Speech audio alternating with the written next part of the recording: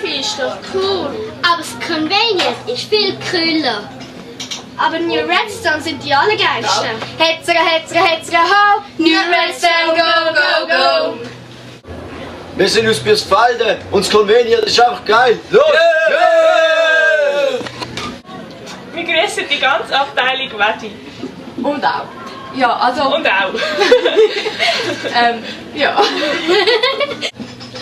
Ich finde das Convenient das geilste Lager der Welt. Hot New Redstone! Hot New Redstone! Hey, wir sind von der TV Altstädte. Das Convenient ist mega geil. Und alles hat mega Style. Wir danken all denen, die uns das Lager ermöglicht haben. Die Leute, Timmy und die Leute sind voll cool. Und das Convenient 09 ist auch cool.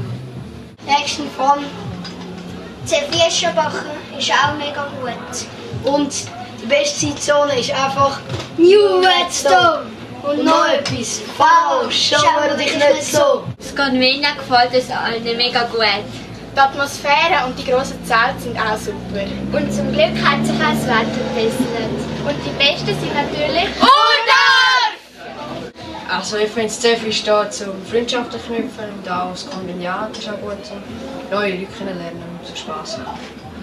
Ja, ich finde, dass die ganze Schweiz da ist noch ganz cool und ja, das Steffi ist ja cool.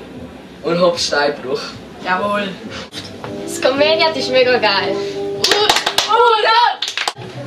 Convenient besonders New Redstone ist der Hit. Convenient ist der Beste, was Herz gibt.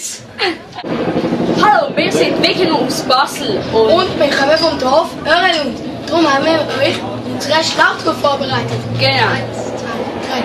Hey, hey, Öhrelund! Hey, Öhrelund! Die Fieschi sind die Besten. Das Lager ist noch easy. Apropos Pharao, dort ist der Ausgang.